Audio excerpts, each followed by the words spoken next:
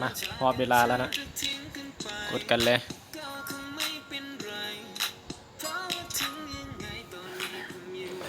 มาลุ้นน้ำกันเนาะไผ่จะได้มันที่หนึ่งมานี่ไผ่ที่คิวลายที่สุดแมนได้รางวัล172เพชรเนาะ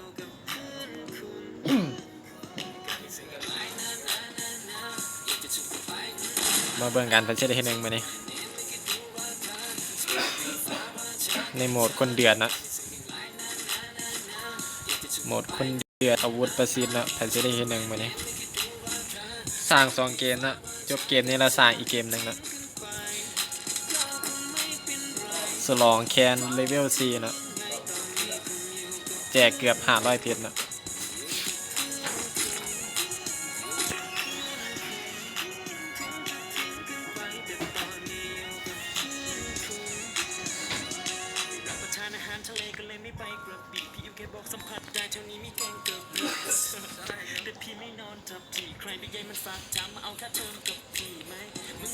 ที่ปรึกษาเนาะใส่รัดลองใส่ด้วยใส่รัดมาเนี่ย X10 NB ก่อน NB ใส่รัดใส่นะ NB แซกนะ NBT แซมนะ NB ท็อปนะแซมสมัยที่3กี้นะ ANB ปีใหม่นะ NB ตีน้อยนะ NB JJ ANB พี่แป๊กเนาะ NB พี่แสงนะพี่แสงลงบีมาสกิเกาะบีมาสกิ NB นบลงพีกเนาะ NB นบเนี่ย NB แป๊กเนาะ NB แป๊กลงพุชินกเนาะ NB เมสซี่เนาะเมสซี่ลงพีกเนาะที่ปรึกษาฮอยิงคมลงโรงงานเนาะมีทองเนาะวันนี้ไผ่คิวลายที่สุดแม่นได้รางวัลไปเนาะไผ่คิวลายที่สุดอันดับดีที่สุดเนาะแม่นได้รางวัลไป X10 เนาะ X10 ลงมาลุมใน X10 เลย ANB ก่อนเนาะ NB ก่อนอยู่อยู่ลุมมาเราลุมพีกลงมา X10 เฮา X10 เฮาอยู่ลุมพี่เนาะ ANB เสียวหัวเนาะอยู่พีกแล้วอันนี้ไซรัสอยู่บีมาสกิ NB ปีใหม่น่าจะเจอไผ่เนาะ NB ปีใหม่เนี่ยว่าจังเลย3 คนพี่แป๊กพี่แสงเนาะเก็บไปเนาะเก็บพี่แสงเก็บพี่แป๊กไปเนาะอ๋อโมเมนต์ว่าได้เก็บวะพี่แป๊กเก็บเนาะเก็บอ๋อลิน2 ใครพี่แป๊กเก็บพี่แป๊กไปโอ้เอาวะอันนี้น่าจะเป็นน้องนะว่าเป็นยังอารมณ์ให้เจนะเจสิลงไปเจสิลงไปร่วมเนาะจังไดท็อปเนาะ NB ท็อปเก็บไปแล้ว1 คิวจังได NB ท็อปว่าจังไดคิวหลายที่สุดเนาะอันดับ1กับบ่มีค่าอย่างเนาะต้องคิวหลายที่สุดเนาะว่าจังไดเรียบร้อยแล้วถึงหัวเป็น1 บาทเนาะ NB ท็อปฟาดถึงหัว1 บาทนะผู้ใดเนาะมานะ NB ปีใหม่นะ NB ปีใหม่นำเนาะ NB ปีใหม่นะนำ NB ท็อปเนาะว่าจังไดคิวหลายที่สุดเนาะไทยได้ที่1แต่คิวหน่อยก็บ่ได้รางวัลเนาะว่าจะได้ NB นบหนีเนาะน่าจะหนี NB ท็อปเนาะ NB ท็อปนำจังว่านี่ว่าจังได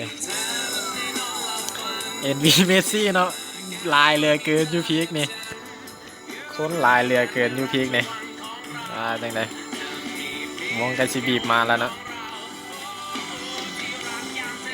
เมสซี่เนาะเมสซี่ไล่เก็บคิวเนาะคิวหลายที่สุดได้รางวัลเนาะลุ้นน้องกันเขาจะได้ที่1มาเนี่ยเขาจะได้คิวหลายที่สุดเนาะมันได้ที่1เนาะ NB ท็อปเนาะ X10 เกมบีนบไปเนาะว่าจังได2 คนใน X10 มาแล้ว X10 เนาะเก็บได้1 คิวแล้วเนาะอันนี้ NB ท็อป1 เก็บ1 คิวเนาะ1 คิวซ้ำกันเนาะพี่แสงพี่แป๊กเนาะพี่แป๊กเขาเกือบแตกแล้วเนาะพี่แป๊กเขาเนี่ยว่าจังได NB พี่แสงเนาะอันนี้พี่แป๊กกันนะอันนี้พี่แสงเนาะ NB ปีใหม่เนาะ NB ท็อปเนาะ อาจจะได้ NB ทอมฮะ NB เขาน่าจะเจอกับ NB X10 นั่นบ่ X10 แล้วถือกับ X10 นะว่าจังไดX10 เฮา X10 กับ NB ท็อปเนาะใครจะได้คิวเนาะโดนวานหนีก่อนเลือดโบเต็มละ X10 นำจังหวะนี้นำเรียบร้อยนะถึงนำจังไดนะเลือด500กับเลือด200นะว่าจังได2คนนี้มีประเด็นกันเนาะ2คนนี้จังไดX10 เฮา X10 เฮา X10 เฮาถอยได้ X10 เฮาถอยนะเลือดเหลือ40เนาะจังได NB นบนำหรือบ่ NB ท็อปเฮานำอีหลีเนาะเพิ่นว่าบ่ปล่อยเด็ดขาดเพิ่นว่าจังไดเพิ่นว่าปั๊มยาไปก่อนเพิ่นว่าลอยหลังมาผู้ใดลอยหลังมาเนาะจังหวะนี้ว่าผู้ใดเนาะ NB ตีน้อยนะ NB ตีน้อยมาเนาะพี่เป็นว่า NB ปีใหม่ก็มาเนาะว่าจะได้วงบีบมาละจังหวะนี้ NB X10 เฮา X10 ปั๊มยาไปก่อนเพิ่นว่าปาเพิ่นก่อนจังใดอาไซเฮา NB อาไซเนาะ NB แซกเนาะ NB ก่อน X10 เนาะว่าจังใดเสียวหัวเนาะเสียวหัวจังใดเสียวหัวเฮาเจอกับไผเนาะเสียวหัวนี่เสียวหัวเจอกับไผเนาะ JJ หรือบ่แม่นอีหลีเนาะเจอกับ NB JJ เนาะว่าจังใด NB JJ เฮาสิเก็บเสียวหัวได้หรือบ่จังว่านี่เหลือเลือด23เนาะเพิ่นว่าถอยกันเพิ่นว่าอย่าบ่มีเพิ่นว่าจังได๋ทีแซมเฮาก็นำเนาะยัง1คิวเนาะ1คิวซ้ำกันเนาะถ้าคิวเสมอกันอันดับดีที่สุดแม่นได้เนาะถ้าคิวซ้ำกันอันดับดีแม่นได้เนาะอาจจะได้ยังคิวซ้ำกันอยู่เนาะจังได๋2คนนี้ยังบ่ละมือจากกันเนาะ NB ไปไหมเก็บตีน้อยนะตีน้อยแตกไปแล้วตีน้อยเฮาจะได้ประเด็นยัง3คนเนาะอยู่เทิงพีคนี่ยัง3คนเนาะยังมี X10 เนาะ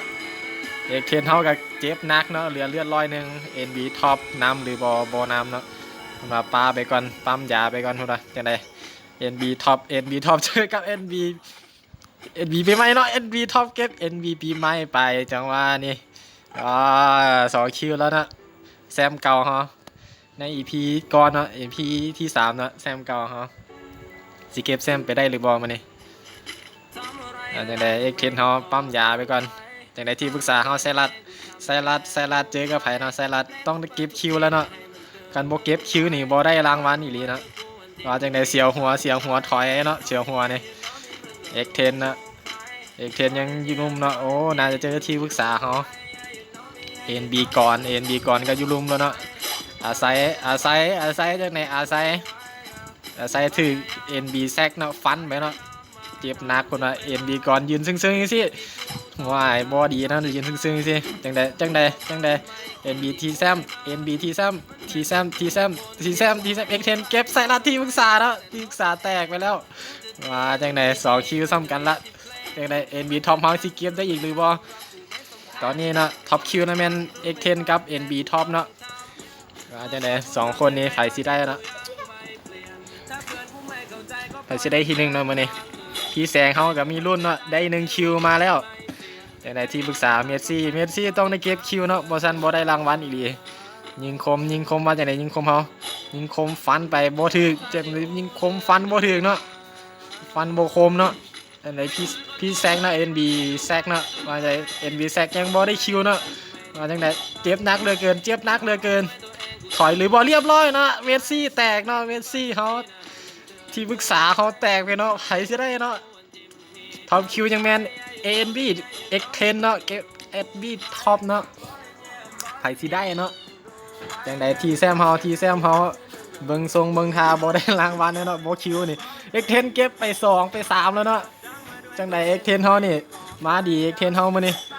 X10 เฮามาดีจับเบิ่งคนอื่นเนาะอาศัยสิแตกแล้วอาศัยกะผู้ใดเนาะเรียบร้อย X10 เก็บไปอีกเนาะ X10 เก็บไป5เรียบร้อย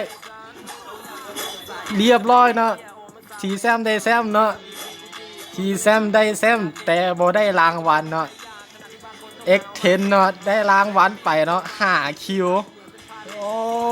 X10 เนาะได้รางวัลไปเนาะ5คิวเนาะได้รางวัลไป5คิวเนาะแม่นละ X10 ได้5คิวเนาะ NB ท็อปได้4คิวเนาะอันดับดีแต่บ่ไ